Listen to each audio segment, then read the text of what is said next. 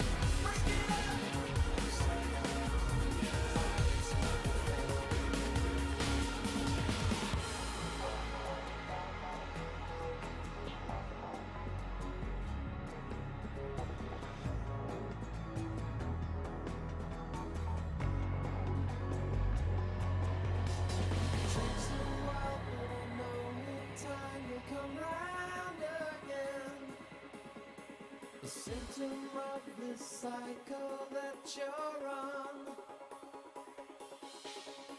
You can get so high, but then you get down again. Never even wanting to belong. It might seem fine to take a fall. If you're inclined to break it all, tell me no lies, you said them all. You're just inclined to break it all. Throw it all against the wall. Watch where the pieces fall. You never wanted to lose it all. You're just inclined to break it all. It might seem fine to take a fall. You're inclined to break it all. Tell me no lies, you said them all. You're just inclined to break it all. Throw it all against the wall. Watch where the pieces fall. You never wanted to lose it all. You're just inclined to break it all.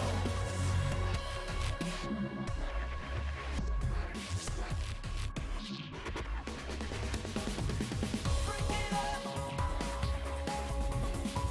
Tell me no lies, you said them all.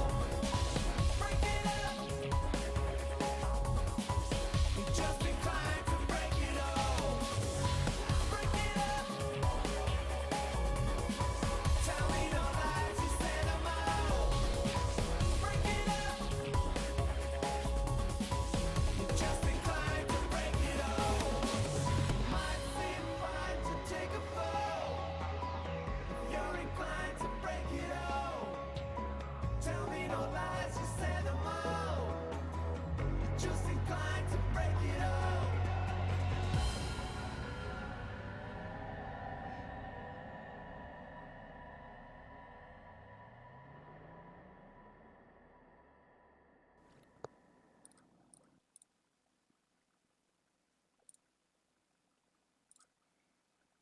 Hello.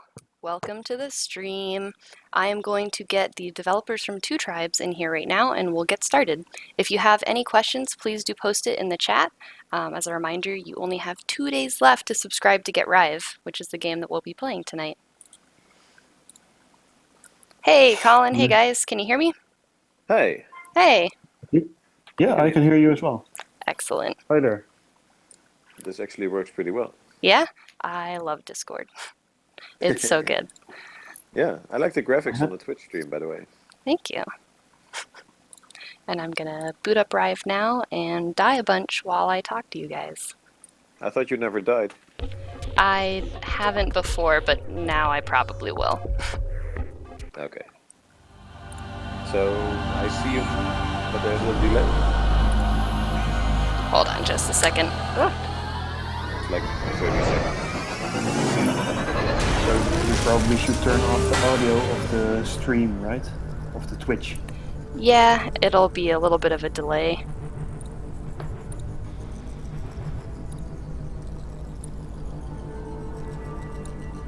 I'm going to turn you guys up a bit as the game Very boots strange. up in slow motion because I'm in the other tab.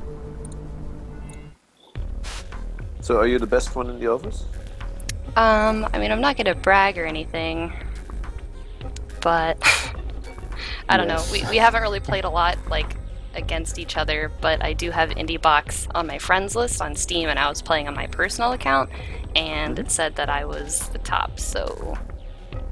Very, very, very good. Okay. It's very slow. I'm just messing around with some settings. And I'm very depressed. I'm going to reset my progress and start from the beginning. Why? Because I need to get warmed up, you know, with this whole talking and playing thing. Okay. But it's okay. I'll get back up there. If you want to, you can just use the first mission. Oh, hey, mission look at mode that. and You're brilliant. We'll continue. It's like you made the game. Yeah. And Carlos in chat says, no, I'm not the best in the office. I think that's a challenge. Let's deal with those asteroids in style. Put on some classic game music. Weird. I'm just watching Let's do this. you not setting the progress. Strange. We're watching on TV as well, and it's behind like 30 seconds. or something. All asynchronous. Yeah, I think usually there's about a 10-second delay between the audio that I am speaking to you and the audio that ends up being on the stream. I am. Let's deal with those airports and stuff. That's what I see now. And people in chat, could you report in on the audio levels? Can you guys hear Neil and Colin pretty well?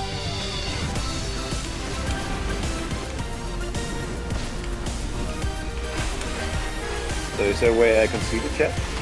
Yeah, if you want to get on the Twitch stream, you can just turn the audio off and you can chat in the chat as long as you log into Twitch. Okay. Hold on. Hello, gravity. Yeah, my there's old this friend. theatrical mode that works pretty well. I can jump with my Yeah, leg actually, thrusters. I'm looking on another phone. I see the chat there, and on the TV there's the Switch view. So I think I've arrived in the view.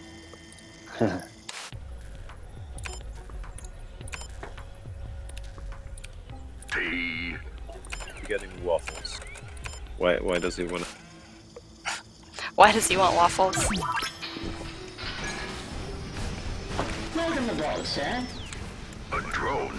This starship should be long dead. Will he be getting Is it waffles? That's running the on question. auxiliary power? Please enjoy the sights and sounds. Who's Neil? Stupid guy drone. That's me. That's the American version of Niels. Ah, okay. Service vessel You're number multiple 6 again. Neils. Yeah, exactly. Whatever. I'll open the door to the next area now. Even better than Niels. Cool. So you I get had a the- thought Yeah. while playing this game. DLL makes a comment about how small Roughshot is. Is he like a miniature person, or is DLL just gigantic? I don't think he's referring to Roughshot being small, but the tank being really tiny for such a regular or big guy. So that's more like the case. Yeah, the scale is a bit weird in this game, but Yeah. I think that's part of our sense of humor. I think. But if you Everything's pause the actually game, huge. you can see how big he is. Yeah, compared but to I was the thinking spider like tank. if Neil was just actually like a couple inches tall and inside of a little tiny miniature tank, how great that would be. Ah, yeah, yeah. Or I don't know why I Um, said Neil. Sorry. Did I Yeah. say Neil? It's rough shot. But also, Yeah. it'd be great if Neil's was only a couple inches tall. So that's a beard. I do have a beard, and I'm also sometimes a bit grumpy. So I guess you- there are some similarities. Did you model rough shot after you? I don't know. I never asked the artist where he got his inspiration. Actually, I got some pictures of guys with big beards very early on in the development, and those were sort of thrown away because there was just too much beard there. So we have a question in chat. It's what's the story behind Spider Tank? Okay, Niels. I don't know. Well, I Actually, think yeah, I know how we got it, but it started before there was a guy in there, right? yeah. I think our artist, Meinte, he's really into basing his designs on the natural world, using animals and insects as his inspiration. So I guess that's where it came from, or did someone else come up with it? Do you know, Colin? Yeah, I remember a big sheet with all kinds of different variations on this, like the spider object or the spider shape. And I think we just did a bunch of drawings and then decided that we were going to do one. And we did this one, and everybody liked it, and it hasn't changed since. But of course, at the beginning, the idea was that it was just a robot, a spider robot. And No, then at actually, some no. Actually, it wasn't Really? because I just remembered. We used to have female, like the lead character. The idea was always that she was inside the tank. The idea was that it was like a really big tank with like 20 different screens in front of her. So I think we always had the idea that there was a person inside, but it was a different person. So rough shot. I remember that at some point we just found it a very funny idea that there would be this guy in it, and how would that fit with the scale of the whole thing, and then we just sort of him cramped in there, and he makes a joke at some point that it is a bit cramped, but he got a good deal on it. So that's the kind of thing that we had a lot of fun with during development. Yeah, I like that scene. And another question was, I guess, how did you arrive at design, which is what you kind of already got to. And of course, early on in the development, the problem was that people didn't understand that the guy was actually inside the tank. So we used a lot of tricks to make that easier to see. For example, the pause menu where he's in there, and of course the picture of him when he says something. And also in the introduction where it's established that he looks out from the spider tank and then switches to the outside view. Yeah, the shmup view. Yeah, exactly. So the idea is really that he sees the game on his screen as we see it. And of course, this is not something that you can really convey in a game, but that's the idea. So he has the screen in front of him, and it sort of uses this extrapolated view of what's going on around him, like, you know, with modern cars, where they use the corner cameras on the car to give you a bird's eye view when you're parking your car. So we thought it could work like this as well in your spider tank when you're flying through the galaxy. And of course, then the thing would be that Roughshot is also playing all his favorite classic games, and he might actually be a little bit confused about whether something is actually happening around him or if it's an old game that he's playing on that same screen.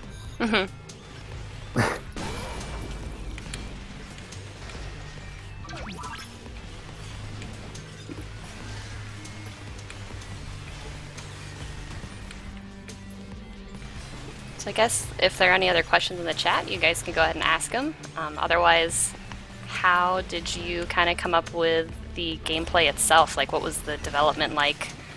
Did you think that it was going to be a different style game at first and change it, or?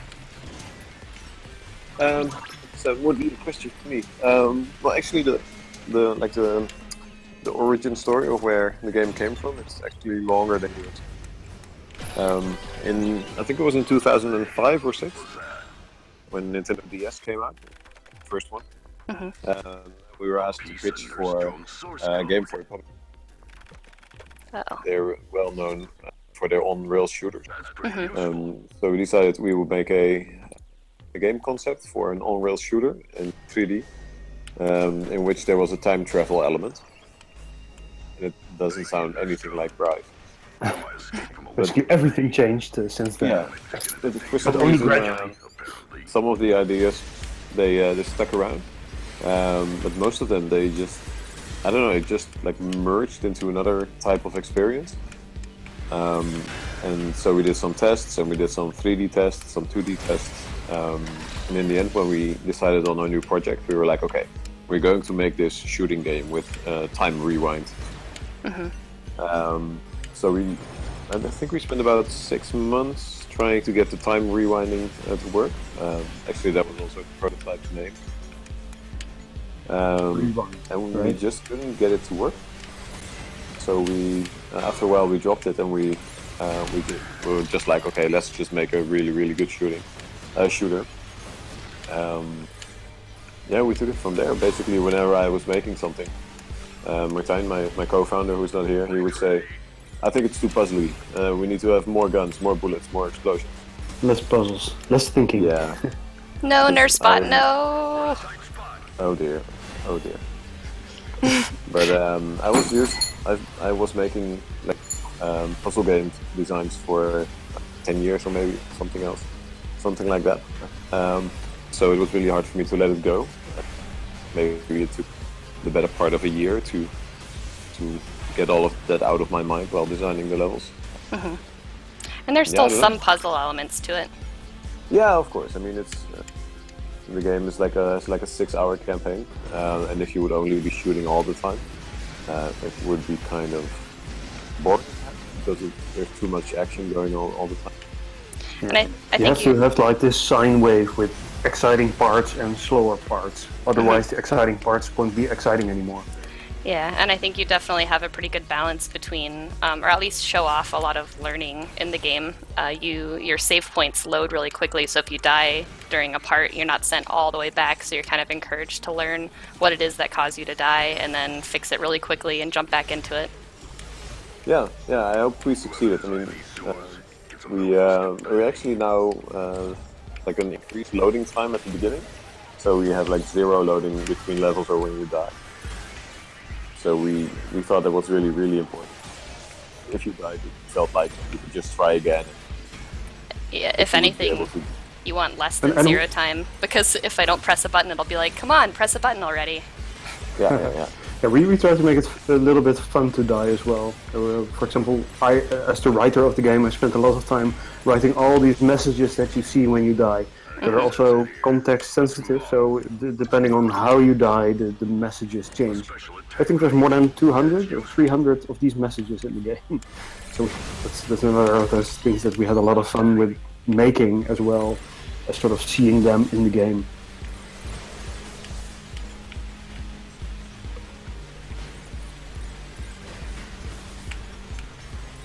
So talking about the time traveling mechanism, I think the time traveling machine is actually still in the game as the warp machine that brings you to different places, right? It's the same design, Colin, isn't it?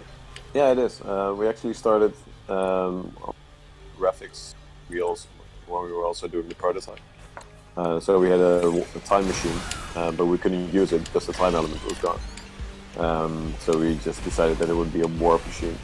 So now it's used to warp you around the ship, to bring you from one place to the next. Out of the ship without spoiling too much. And to warp you to places that you didn't want to warp to. Yeah.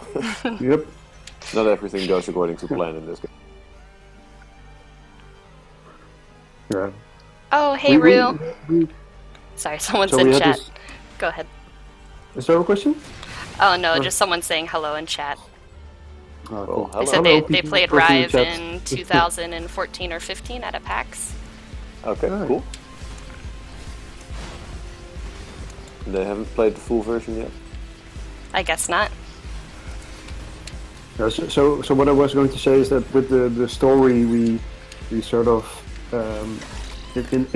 at this moment when we decided that there would be a warp, we sort of started thinking about what the story would be, and I was sort of brought in to think about this, and we really tried to come up with something that fits naturally in this game. We didn't want to have this sort of elaborate story that would sort of be pasted onto it. We tried to come up with something that is just already there in a way. I mean, you're a gamer who starts playing this game. You don't know what to expect. You sort of fall into it. Slowly you discover what's going on. There's this sort of robot that's trying to entertain you the same way a game designer tries to entertain you whenever you start playing a new game. And then at some point you decide that things are getting a bit tough and you really just want to go home and get out of the game, and you can't because it's keeping you in there.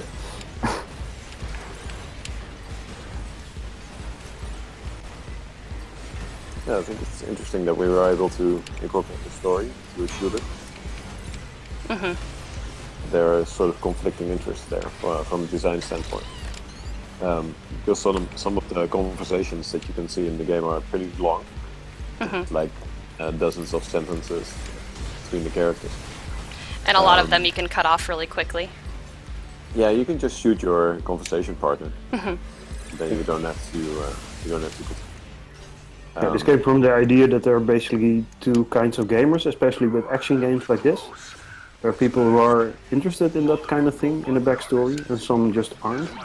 And we didn't want to have like blocking messages that tell the story or blocking conversations that you would have to press away with the A button. I mean, even as a sort of a gamer who's interested in stories, I find myself tapping the A button in a lot of games. Like, how do I get out of this sequence as quickly as I can? So we didn't want to have that in this game. We didn't want to have the story block your action. So that's where the idea of being able to shoot the messenger came from. And we found that it's pretty funny as well. Like someone's talking to you and you shoot him and you say, good riddance, go away robot. And he then, of comes course, back with a shield and is like, Exactly. And then later in the game they sort of become friends, and actually at some point you shoot him and he says, oh, sorry, didn't mean to shoot you. And the robot goes, yeah, I'm sure you didn't. Another warp receiver.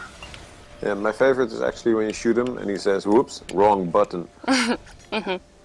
Yeah, Breakfast King in chat says that it looks like I have a lot of dying to do if I'm going to see all that content you wrote for all the death messages. Yeah, I would be surprised if people see all of them. You'd have to die a lot. There's also a random factor, so there's a big chance that you get the same ones sometimes. There are some really rare ones as well. Some really weird ones as well. So, yeah. There are a few that you won't ever be able to understand. But for us it's fun that they're in there. So. There's even one in Dutch. I guess the person who figures out what the Dutch one means gets a cookie. There's a question in the chat a little bit earlier on. Greed Phantom says, question to Colin.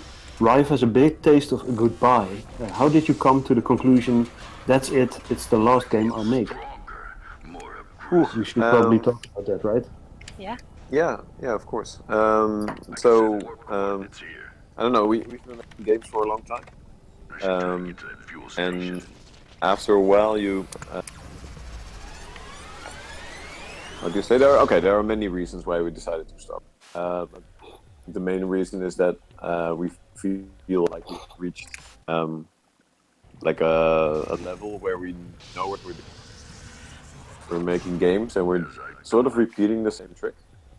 So we've always made 2D games, almost always. And with RIVE, it's like, okay, this is the best that we can do.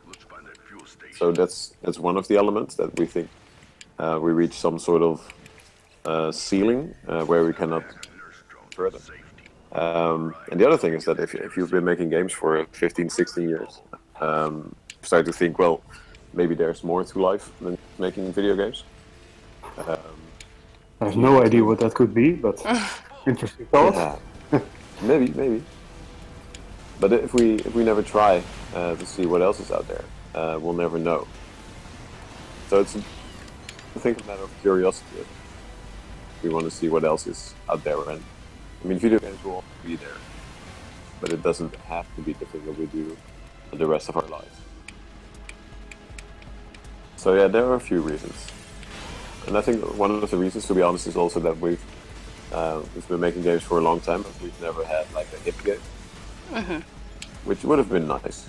I mean, it's always been sort of a struggle to be able to keep making games on your own terms. So you don't have to, how do you say, answer to your boss or to investors or other like publishers that pay your bills.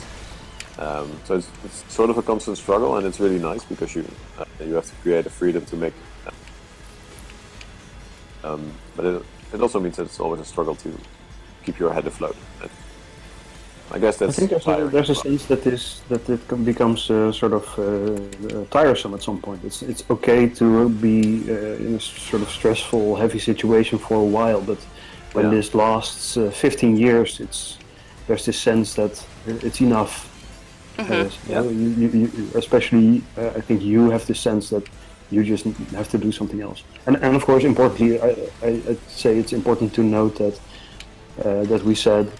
This is the last game, but we'll finish this as best as we can, and we'll make the best game that we can, and we'll also fully support it. If there are issues, we'll still fix them. And it's not like we drop this on the scene and we disappear.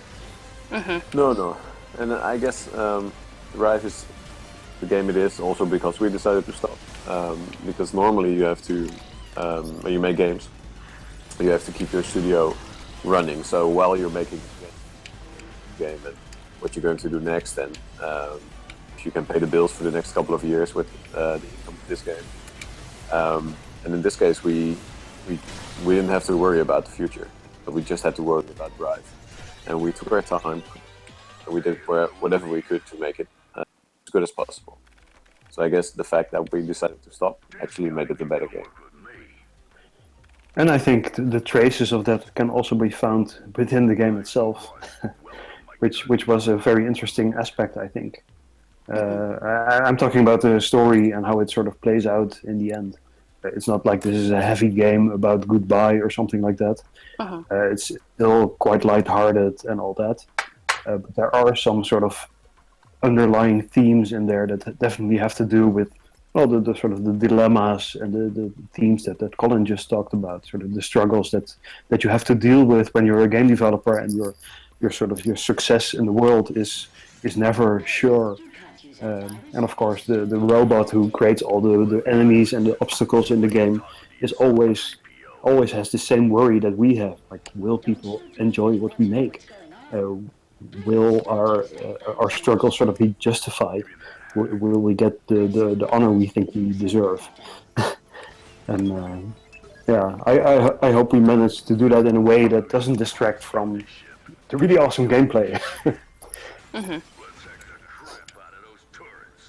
Yeah, there's definitely a lot of love in the chat right now. I'm glad I bought your game day one. It's as good as I expected. Fast, hard, retry, scoring. Well, it's nice to hear. Thanks, everyone. Yeah, a lot of people seem to be loving the game. Some are finding it too hard. So I guess it's sort of the type of gamer that you are that decides whether you'll love it as much as you should.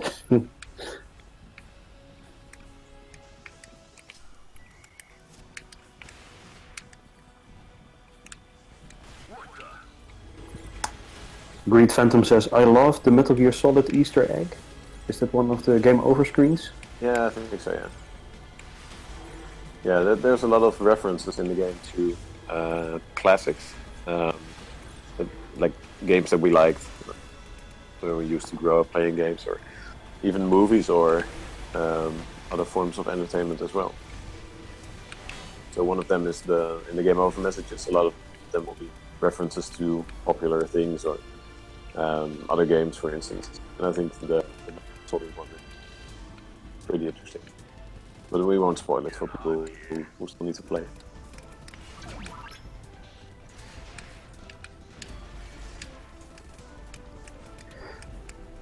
The question in the chat room by the Dawns is: can you tell us about developing games in 2016 as opposed to when you guys first started way back with Tokitori, etc.? Good question.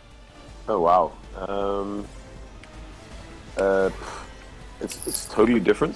As in there are so many more options available to you as a developer. The technology has improved enormously, but the same things still sort of apply. Like the things that we learned while making the first game on the Game Boy Color. Still have to think about what you learned there to make the game better in 2016. So, for instance, the Game Boy Color had really strict limits on what it could do. The processor was slow. The video had a lot of limitations on how many colors you could use or how many objects could be on screen at once. And for instance, with RIVE, because there are so many explosions, so many things going at the same time, it's definitely not a Game Boy game. Still, we have to make sure that we're able to draw all of this at the same time and process everything. You still need to sort of use the same tricks. So you still need to be very creative with it. But at the same time, it's if you think about it, there's so much more that you can do now. Yeah, it's a pretty big difference. And of course, the sort of the way in which you sell the games is completely different. I mean, 15 years ago, there was basically one way to make games and make your living with that. You just had to develop a really good game, sell it to a publisher. Yeah, was the normally only actually way. the publisher would ask you to make something. So the fact that we were able to sell Tokitori to Capcom in 2001, that was the start of the studio. It's actually kind of weird because not a lot of original games got sold these days. Of those. But the only thing you could do basically is get something in the stores. So it had to be a physical release. Like with IndieBox now, we're super happy that RIVE is getting a physical release. But then it was the default. There was only one way. So that's an interesting contrast. And now, of course, digital releases are so common that we actually get to make the physical release really awesome. Like much more awesome than it was 15 years ago. Yeah. Yeah, that's really cool. Are you dying, Karen? Almost. Not yet, though. Maybe soon. You haven't died yet, right? Nope.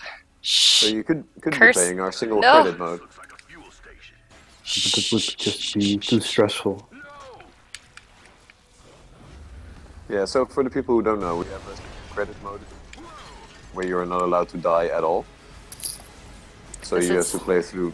This is where I died last time, so we'll see what happens. Okay, take care.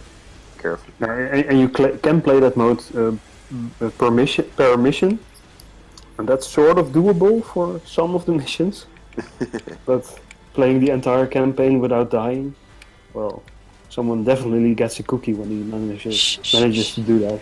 Don't. Yeah. Eh? No! No! Die? First death. Gotta start over. Had to happen at some point. Did it though? No, you have to. You were just distracting me, making me think about cookies. Ah, so that's your weak It point. always does it. Actually, I may have just encountered a bug. Oh, you have? Mhm. What is going on? The fire isn't spawning. It'll probably show up on stream soon. So these Okay, guys yeah. don't have. I'm a little bit behind. Oh yeah, I see. There's no explosions coming from the enemies. Mhm. That's weird. I haven't seen that ever. Whoa. Okay. Oh, all the particles are gone. Like there are no particles at all. Surprise! Mm. Interesting. It's so bizarre that you can work on a game for 3 years and never encounter a particular issue. And then So when the game weird. is out in the world, suddenly weird things start happening that never happened before. It's probably my Despite fault. all the testing. It's because I died. The game didn't know what to do. I hadn't died yet. This is obviously a Particle Man's fault. He should be spawning a lot of Oh. particles, and he's not. Where is he? My fireworks. Oh, your fireworks are gone as well. Question for Kara: is the game easier without particles? No, actually. Because the particles help me see things that I've killed. The nice explosion. Ah, yeah. The game is a lot cleaner that way. So speaking of maybe bugs and stuff, the Don says, was there any particular part of RIVE development that was frustrating, and how did you guys get over that issue? I don't know, actually. In general, I think it was a really fun process, wasn't it? Global rank number 3, even with a That's death. pretty good. Wow. But no, actually, no, I think the most frustrating part was that we're so slow, and that almost took 3 years to create this game while we were planning to do it in less than one. So I guess that's basically the most frustrating part, that it always takes longer than you think.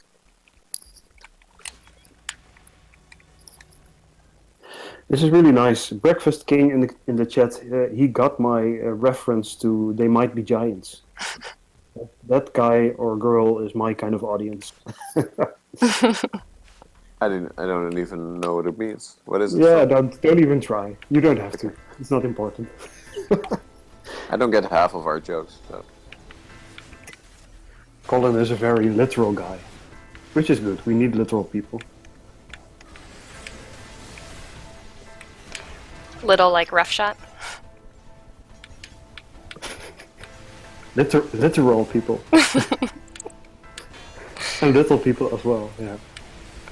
Hey, doesn't say next mission. Why is that?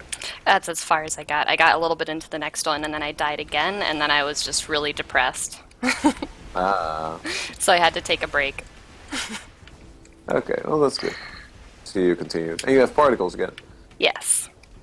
Okay. I'm pretty sure Martijn will be very happy that he sees the game without particles when he watches the stream.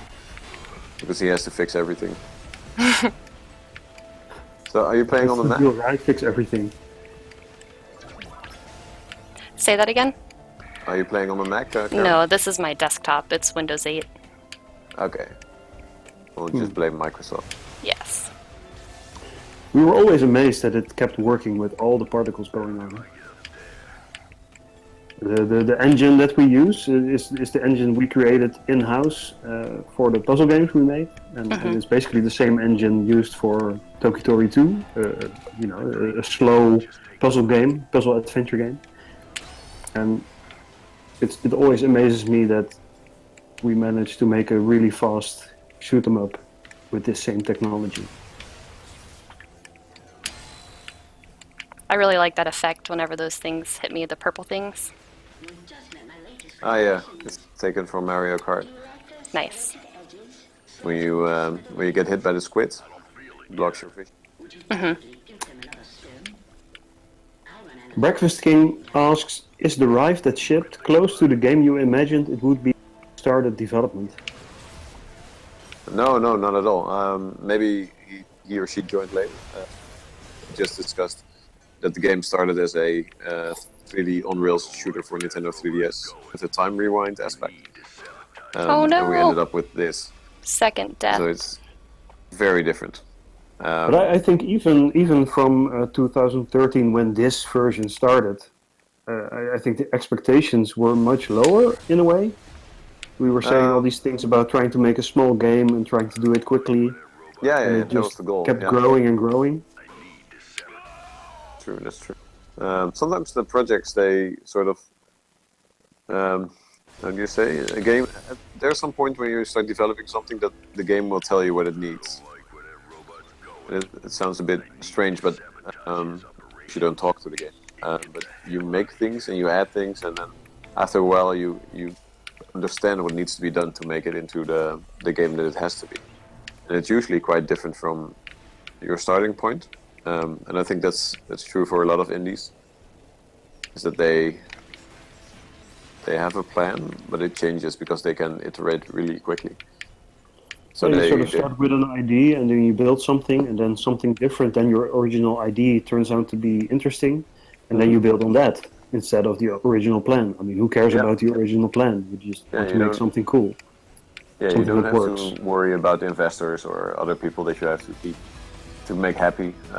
You just have to worry about the gamers that will play it at the end. So, as long as you keep that in mind, everything can...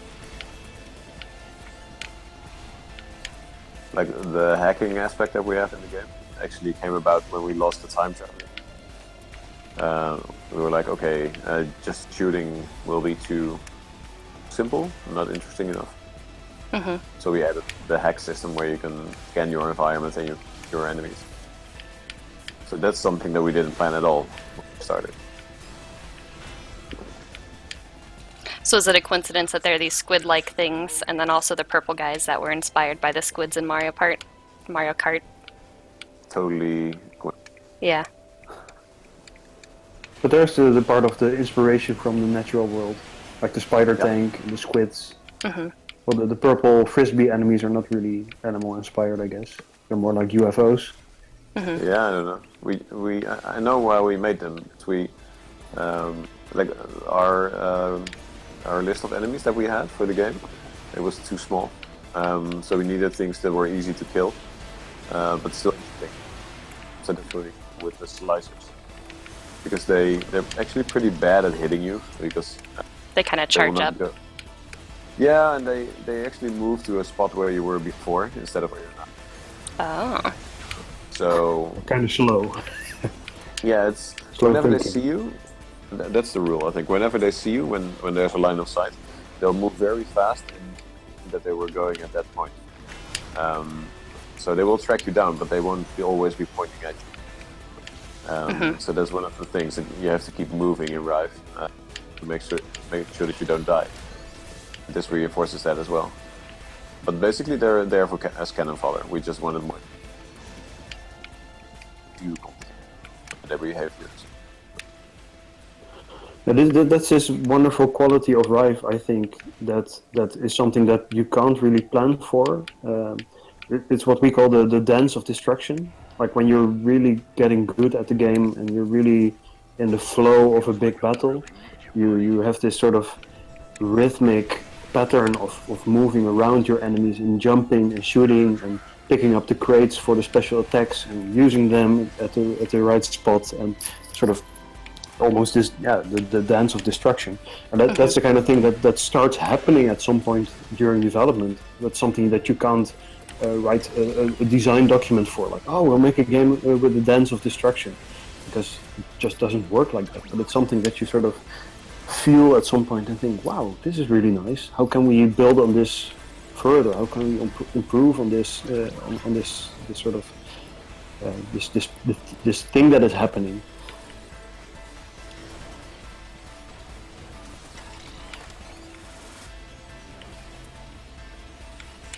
Greed Phantom says, can we have some teasing about what's going to be in the RIVE indie box?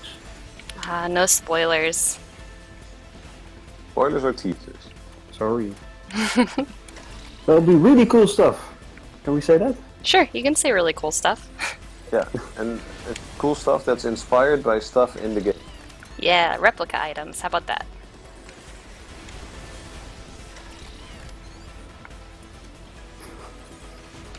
So when is the reveal of what's inside the box? After we ship it, we'll kind of talk with the people as they get them in, and then maybe 2 or 3 weeks after. We have a lot of international subscribers, so we try not to just post it all over, because sometimes they take 2 or 3 or 4 weeks to get them in. Oh wow. Because it has to be a surprise, right?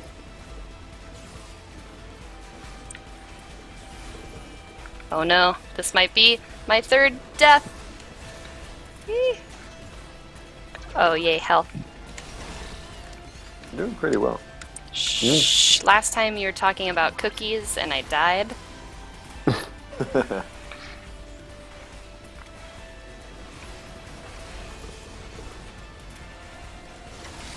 So who came up with the gravity bubbles, Colin? Was that you? I don't know, but actually it's pretty weird because we're inside a starship that has gravity. Inside the starship with Artificial gravity, of course. yeah, like inside the starship with artificial gravity, we have anti-gravity bubbles. I think it's a really neat concept. I like how it's like swimming. Trains. I'd be able to crash. Yeah, it's sort of like No, I was reading try it chat. again. I blame Breakfast King. But Electrifying. I don't know anymore. The gravity. Okay. It seems to me like one of these things that was always there in the game. Yeah, but I don't remember. Maybe after 6 months we decided to have those. I don't know. At some point we were just fooling around with things like when you hack stuff, you go into sort of like a slow motion mode. We just tried it to see if it was fun to do it in the gameplay, but then it would like slow down the action when you were in a big battle. So we decided visual aid. And I think around that time we were also making the zero gravity bubbles. I don't know. Close to my goal. And also, I guess it didn't start with the intro level where you're flying through space. It started just as a platformer. So at some point the zero gravity bit was added, and then the bubble was maybe sort of a logical step. Yeah, maybe. I think the zero gravity stuff has been in for a long time. I really cannot tell.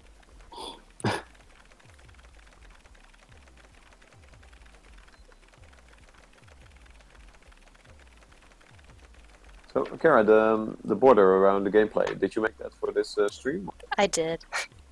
That's really cool. Thank you. I thought it fit really well, especially with the basically the screen that's up right now, the mission complete screens, and Yeah, everything looks like it's like a command prompt. Yeah. Yeah, It was sort the of game. normal. The game used to look a lot cleaner, and then at some point we started adding this sort of, I don't know how to describe how it works technically, but the screen is sort of warped and a little bit rounded, like an old-fashioned TV.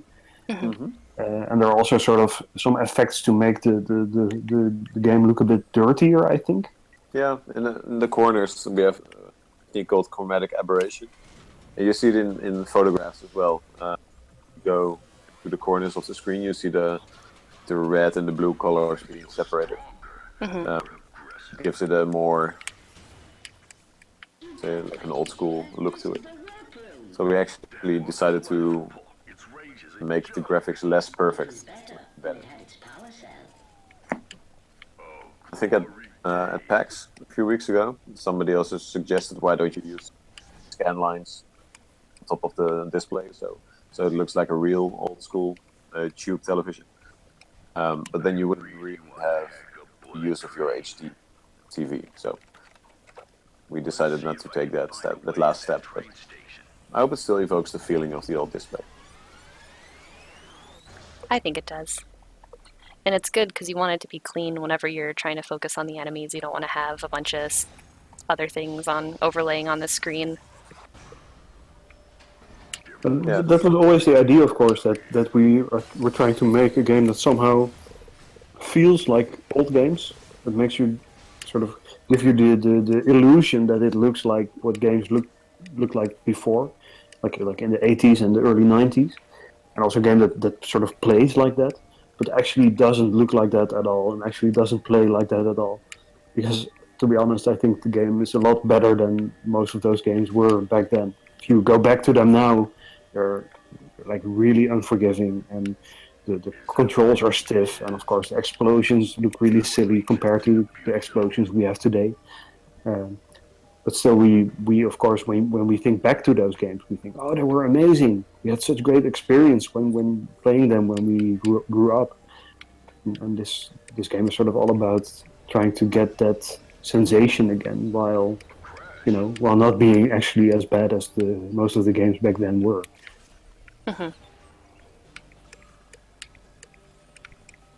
So I think Martijn just joined us in the chat. He's one of the co-founders of the Tribes, and he worked mostly on the programming for the game.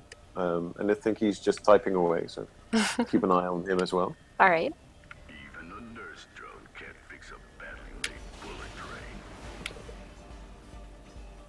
train. He says in the chat that the bubble was first because he had issues with making it universal. I have no idea what that means. I think it was difficult to make it to make the entire level zero gravity, so we made like sections. We actually have rectangular zero gravity sections as well, but we usually use the bubble because they look better. Yellow caps and sine wave patterns. This is like an Shout out to Sonic Picnic for the awesome soundtrack, says Greed Phantom. So yeah, we basically Two Tribes was 3 people during development. Martijn and Colin and the artist Meinte, and then I was there part-time as the writer. And then there was the external studio who did all the audio, and they did a fantastic job. The soundtrack can actually be listened to on Bandcamp separately. So if you go to Bandcamp and search for RIVE, you'll find it there. And even just listening to the music alone, it's just so good. I can say that because I didn't make the music. Oh dear. Annihilated. Train? Train. The trains actually have the logo of the Dutch public transportation network on them. So Dutch players will recognize them as Dutch trains. Except for when they move the other way, because then it's first. So the graphic is flipped. And then of course we have a joke in there. There was something like trains that run on schedule? I don't buy it. That doesn't happen in the Netherlands.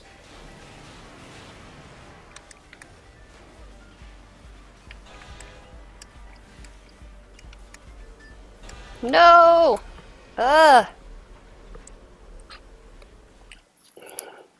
Martijn says in the chat, were there any tech questions I missed? I don't think there were, but maybe people have tech questions, so ask away. I need to pay more attention to this and stop looking at the chat. Alright, focusing in. You guys got the chat. We'll focus on the chat. We have the chat, don't worry about the chat.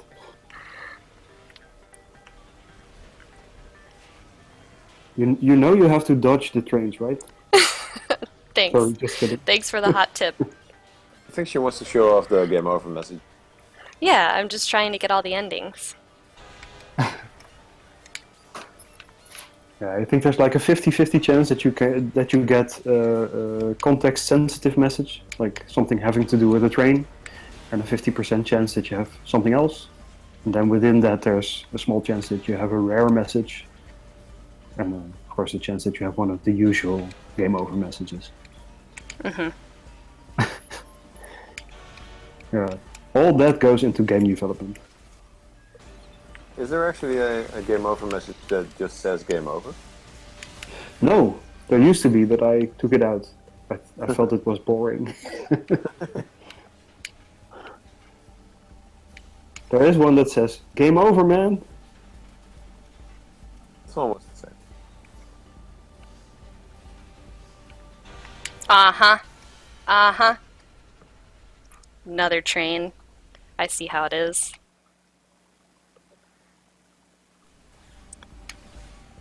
I was Kara, waiting.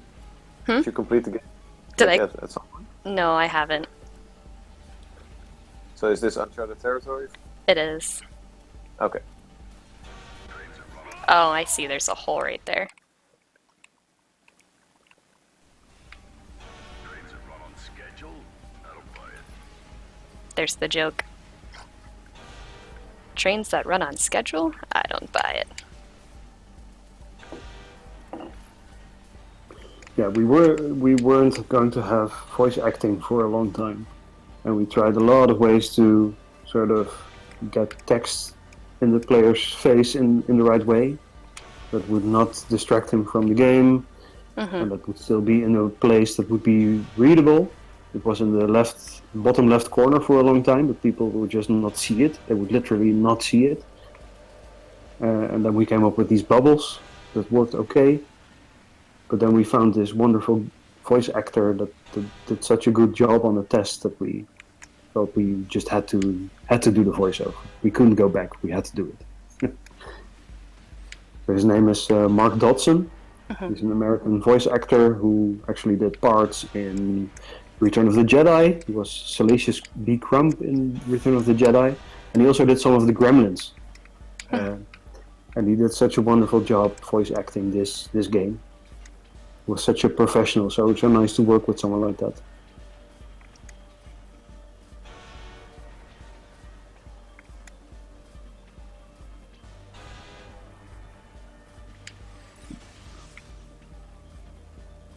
I don't believe it. The trains have stopped, but I don't believe it.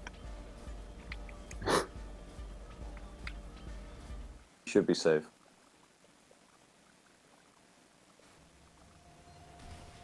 This is a hell of a detour. Oh, they're looking for again.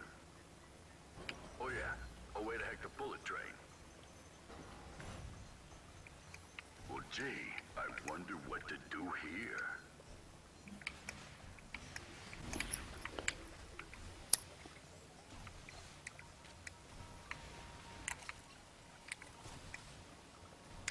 So I haven't checked yet, but I have a suspicion that there's an achievement for killing all the cockroaches. Don't crush my hopes if there isn't, because I'm going to continue to try and find all of them. But There is. yes.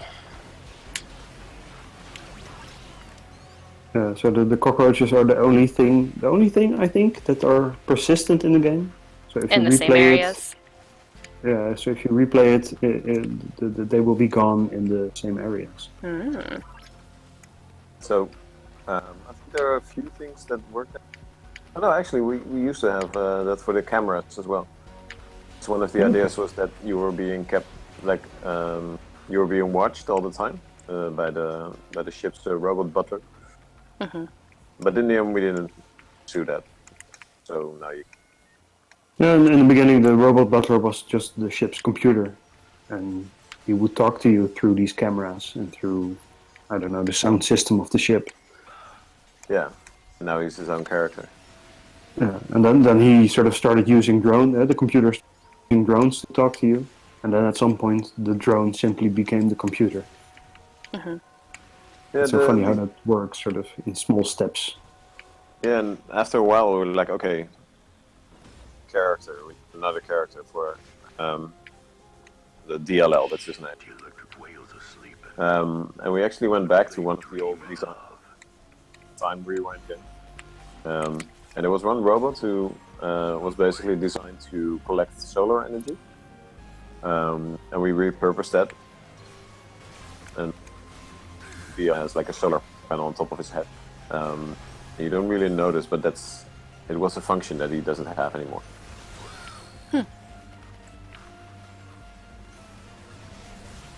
Yeah, and I sometimes think that maybe he actually was a solar bot on the ship, and he sort of became the boss by accident. I think it may have been like that. Like he was just one of the smartest ones left and kind of took over. Yeah, He's the only one left. When the boss left the building, he became the new boss.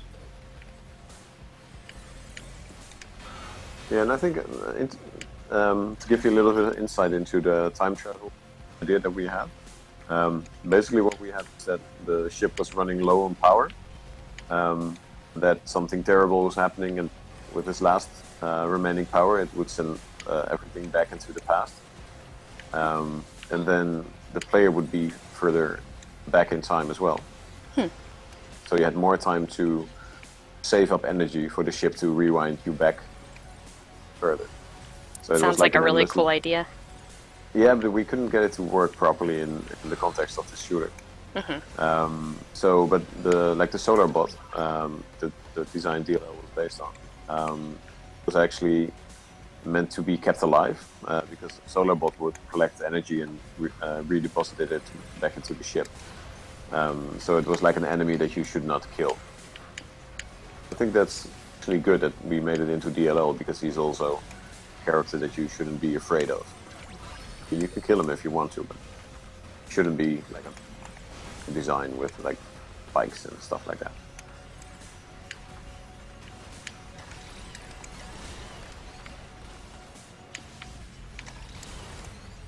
Are we missing any questions, chat? I cannot really look at it right now. I don't think so.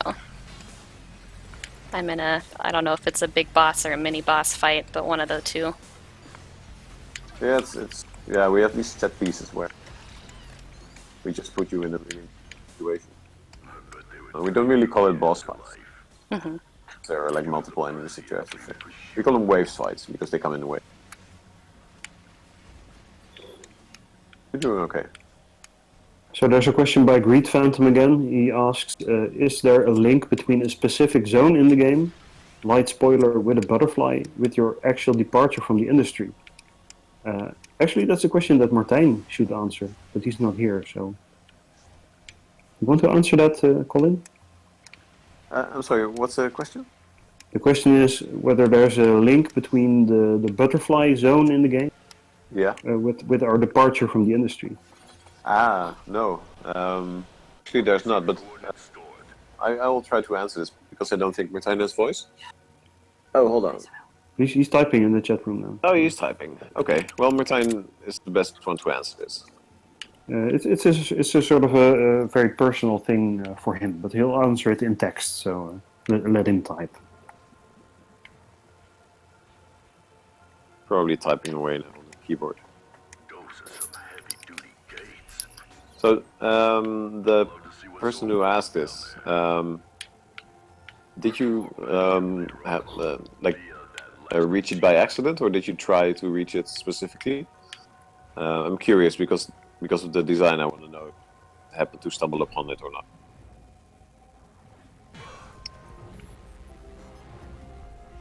Yeah, Oh, so no. this is one of the more obscure secrets in the game that we'll have to talk about in very abstract ways. Ah, death. But hey, I got an achievement for it. And we are coming up on our hour, so if anyone in chat has any more questions for the developers, they'll be scooting out of here soon. Definitely type away and get all your questions out. And you guys are on Twitter too, so they could always follow you on there. Yeah, it's at Two Tribes Games. So that's basically that's probably the best way to reach it. So Greed Phantom says he reached this particular area completely by accident on his first run. Yeah. Okay. Well, that's good to know. Maybe we should make it more hidden. I thought so.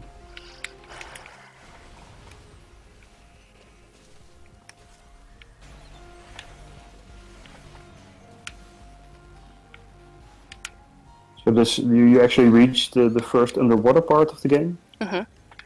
And the special thing about being underwater is that you can't actually shoot underwater. Mm-hmm. And this sort of completes the sort of the triangle of types of basic gameplay that you have, like zero gravity, of course normal running and jumping, and then without. So in the sky you can't jump, and underwater you can't shoot. And on the land you can both jump and shoot. Interesting.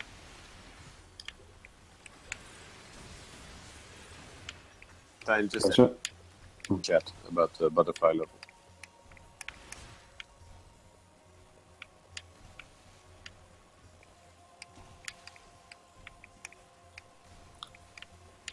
should we read it for the people who don't have the chat? Sure. Maybe. So Martijn says, it's because my sister very sadly lost her child during the development of the game, and I felt we needed to add a beautiful thing to the game to pay respect to her, hence the elephants and butterflies. It was a bit hard to do though. I mean, we were making a shooter, for heaven's sake. So it was definitely a challenge to have something sort of warm and soothing and beautiful somewhere in there. But we did, and I think it's nice that Martijn can sort of give this message to his family this way.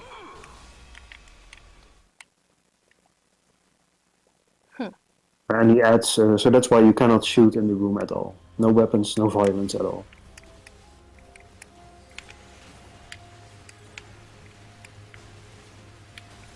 And of course, Roughshot, who is kind of a blabbermouth all through the game, says, okay, maybe this is the point where I should not talk. Maybe I should keep my mouth shut for once. I hate getting pushed back. Were those critters there before?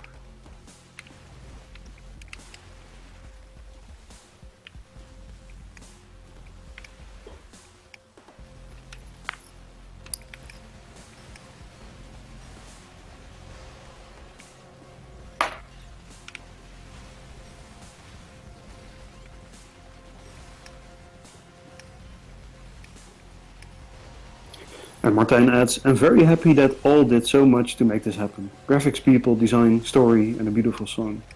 Anyway, now you know.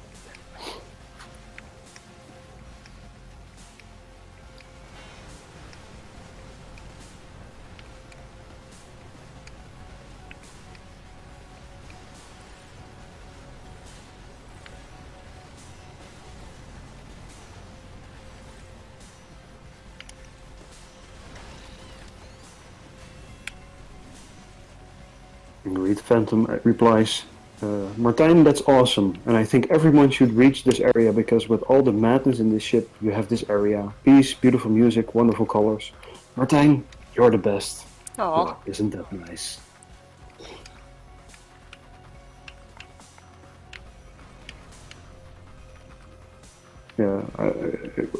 I mean, apart from Martijn's personal story, it's when you're working on a game for so long, it becomes such a personal project. I mean, everybody just literally, or not literally, but almost literally puts his, blood, sweat, and tears into the game. So it is a personal expression of a very small team. We put everything that we liked and that we found was interesting and that we thought would make for something that should come into existence that wasn't in existence yet. We put all that in the game, and that's a wonderful thing, of course. Something to be very proud of.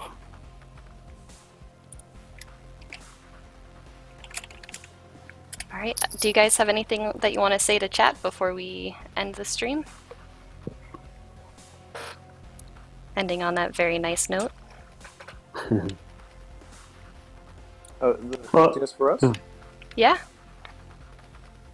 No, actually, it's been interesting. I mean, it's really nice to get questions directly from people who actually seen the game or played the game. So thanks for coming over.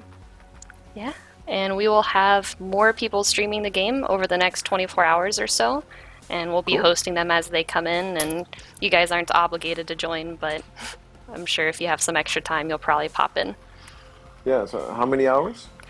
People will be streaming periodically between now and then, I guess that would be, let me think, very early Saturday morning for you guys. Okay. So through midnight tomorrow for us. Okay. But I know it's pretty late where you are right now. Yeah, we're the Dutch time zone, so it's like 11:05 in the evening. But we'll hang around. We'll pop in one. Awesome. Well, thank you so much for joining us tonight, and I cannot wait to ship the RIVE Indie Box. I'm super excited to get my hands on all the cool stuff that we have in it. Cool. And then you should get a box of cookies, I guess, for doing so well in the game. Yes, please. Thank you. All right. Thank you guys so much. Have a great rest of your night. Bye. Bye-bye.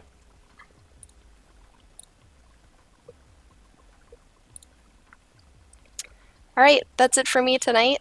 Thank you so much for everyone that joined us tonight.